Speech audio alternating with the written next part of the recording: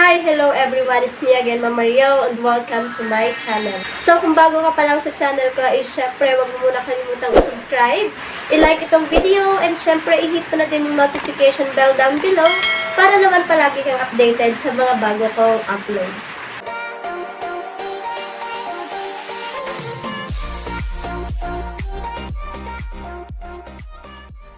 Gusto ko lang naman mag-share sa inyo ng mga tips and advices on how are you going to be better in mathematics. I'm not saying excellent, okay? I'm just saying more better than before. So before I give you my tips and advices, I just wanna ask you, how far can you go with a math problem? How far can you solve a math problem? Gusto kong malaman kung kaya nyo bang mag-solve ng math problem mag-isa? Alam nyo ba that math is everywhere? So, mathematics is very important in everyday living. Ayan. Ngayon nga, in this video is, I'm just going to give you advices and tips on how are you going to be better in mathematics. So, pag-uusapan natin yan, pagkwentuhan natin yan. Sit back and relax. Ayan. And, huwag kayong matakot, okay, na subukan ang mathematics kasi mathematics is a very enjoyable subject. It is a fun subject to be. So before we start, disclaimer lang po, lahat ng sasabihin ko is just based on my research, based on my opinion, and based on my experience. So ayun na nga, sana ay mag-enjoy kayo sa video na ito. So the first tips and advices na ibibigay ko sa inyo is, do not be scared of math. Do not be scared of numbers. Okay? So, maraming mga students ang merong mathematical anxiety. Yes, yun yung anxiety or kaba or takot while doing some math problems. Okay? So, tandaan nyo palagi na hindi kayo nag-iisa. Maraming students, maraming bata na merong mathematical anxiety. Even teachers, they have mathematical anxiety. Yung iba lang po, hindi ko nila lahat, no? So, like for example, merong mga bagong pumasok na mga math problems, di ba? Ang mga teachers kasi is inaaral nilang mabuti ang isang math problem, ang isang lesson in mathematics and able for them to share it with you. Okay?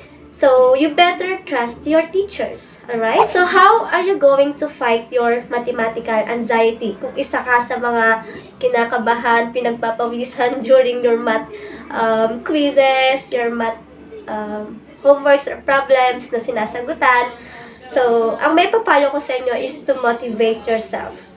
Ayan. Palagi niyong isipin na ang mathematics is kasama sa ating buhay. Ayan, palagi yung nandyan. Bibili ka sa kanto, di ba? Oh, pagta-time sa'yo kung magkano yung nabili mo. Diba, bumili ka ng 3 candy, tapos 5 pesos ang isa, edi i-multiply mo yun, di ba? So, ganun, palagi natin kasama si mathematics saan man tayo magpunta. Even kapag nag-college ka, more higher mathematics na yon, di ba? Ayan, motivate yourself to do your best in every mathematics problems. Okay? Engage yourself.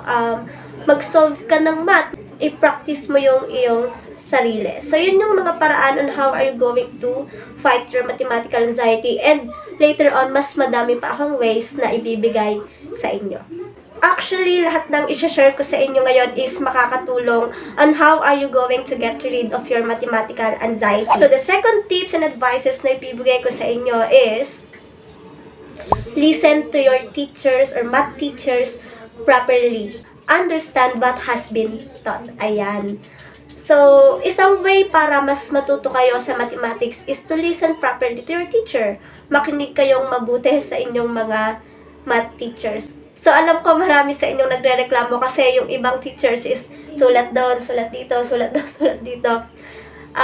It's a way of for us to know if you really understand. Kung sinusundan nyo ba talaga yung mga itinuturo namin. Okay? So, ayan. Kasi maraming nagrereklamo kasi, nasan na ba ako, ma'am? Nasaan na ba yung sinasabi nyo, ma'am? Ano na ba tayo? Nasaan na ba tayo ngayon? Ayan. Kasi nga, kailangan nyo talagang makinig properly sa inyong mga teachers na nagtuturo. Ayan. Kaya, ayun yung kagandahan ng face-to-face classes di ba? Pero alam ko din ngayon, during online class, marami din namang mga gumagawa ng mga video tutorials para sa mga iba't ibang lesson. You can ask questions, di ba? For example, nawala kayo, you can ask questions sa mga teachers nyo. Pwede nyo itanong right after the discussion para mas matutukan kayo kung paano ba yung ginawa sa lesson na yon. Huwag kayong mag-hesitate na magtanong sa inyong mga teachers, especially during class, kasi maaring yung tanong ng katabi mo is nasa isip niya din and nahihiya lang siyang itanong. So, magiging way ka pa para malaman ng iba or ng mga kaklase mo yung sagot sa tanong din nila. Ayan. Pwedeng mangyari kasi yan. Like for me, during my high school days, hindi talaga ako mahilig magtanong sa teachers. Ayan. Minsan nga is nagpapatanong pa ako sa katabi ko, tanong mo nga to kay ma'am, ganito, ganyan. Mali pala yon. Dapat pala tayo ay nagtatanong talaga para malaman natin ang kasagutan. Ayan, sana all alam ang kasagutan. Char. So, for our tip number 3, do not hesitate to get help. Ayan. So, kapag meron kayong hindi ma-solve sa mga math problems, sa mga math formulas, huwag kayong matakot na humingi ng tulong. Kasi it's normal, meron talagang mga formulas na mahirap, merong mga formulas na madali. And mas mahihirapan ka talagang sagutan ng isang math problem kung kailangan mo na ng tulong is hindi ka naman nagtatanong or humihingi ng tulong para masagutan yung problem na yon. So, do not hesitate to get help, okay? So, marami naman dyang teachers or mga students din, mga colleagues or partners or study partners na they are open na sagutin yung mga math questions mo. So, yun nga, wag kayong matakot humingi ng tulong. So, tip number 4 is look for a study partner. Ayan. So, sa panahon ngayon, mas okay na meron tayong study partner. Kasi mas madali tayong matututo kung meron tayong iba't ibang ideas coming from you, coming from your study partner. Kasi mas matututo ang isang bata kung nag-share kayo ng knowledge to each other. So, ang kaalaman naman or knowledge is hindi natin dapat ipinagdadamot.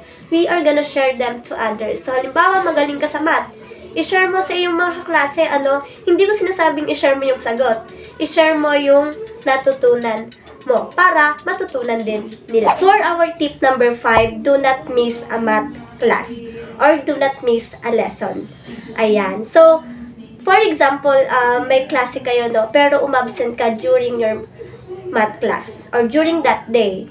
So, i-make sure mo na kung ano yung lesson nyo sa mathematics is na itanong mo siya sa iyong mga kaklase. And naaral mo din siya during that night, okay? So, wag mong i-miss yung math class, okay? Kasi, for example, nasa lesson 1 kayo, and then natapos yung lesson na yon during your absence, or kapag wala ka, natapos yung lesson na yon, hindi mo na siya masusundan kasi nasa next lesson ka na. Mababalikan mo na lang siya during quizzes, ganon, di ba? So, dapat ay hindi mo minimiss, or kapag naman kailangan mo talagang umabsent on that day, or hindi mo talaga natutukan yung lesson, you can ask your classmates. Sabi ko nga, di ba, do not hesitate to get help and do not be scared of asking. Okay? For our tip number 6 is practice solving and analyzing a math problem. You can also analyze your mistakes. Okay?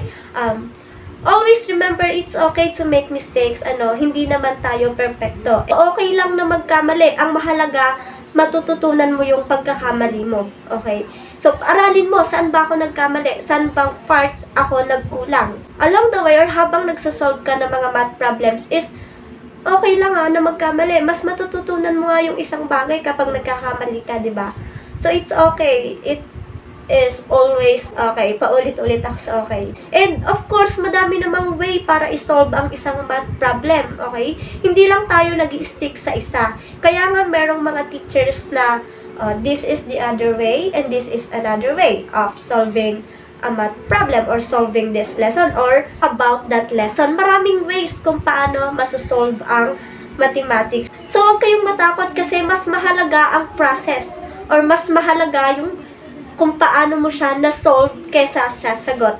Meron kasing teacher na nag-check ng process, Hindi kasi tayo pwedeng palaging sagot lang, So, like for me, hindi ako naglalagay sometimes ng multiple choice. Kasi yung mga students, sasagutan ko na lang to, A, B, C, D, ganun.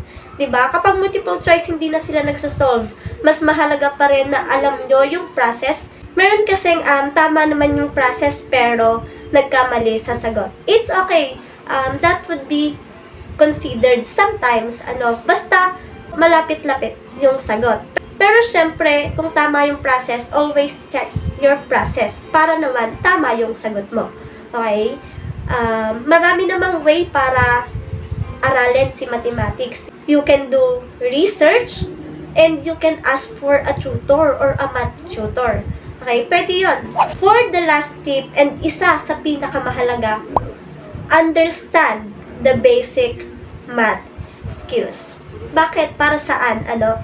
So, when you understand your basic math skills, mas masasagutan mo yung higher level mathematics. Or, mas masasagutan mo yung mga various advanced concepts ng mathematics. Okay? Like, for example, nakinig ka nung elementary days mo sa iyong mathematics lessons or sa mga math class nyo. During your high school days, mas madali mo na lang mako-cope up or mas madali mong maiintindihan yung mga math lessons. So, ano ba yung mga basic math skills na dapat ay alam nyo? Multiplication. Okay. Multiplication table. Okay.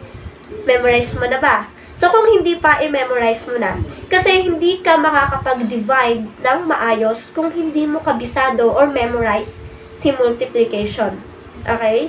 Ayan. I-memorize natin si multiplication table. And kung ikaw ay mamis or may kapatid, pwede mo silang gawa ng flashcard and ipa-memorize mo sa kanila yung multiplication table. Next is division. Of course, addition and subtraction. Dapat ay marunong kayong magpaikot ng numbers. Ayan.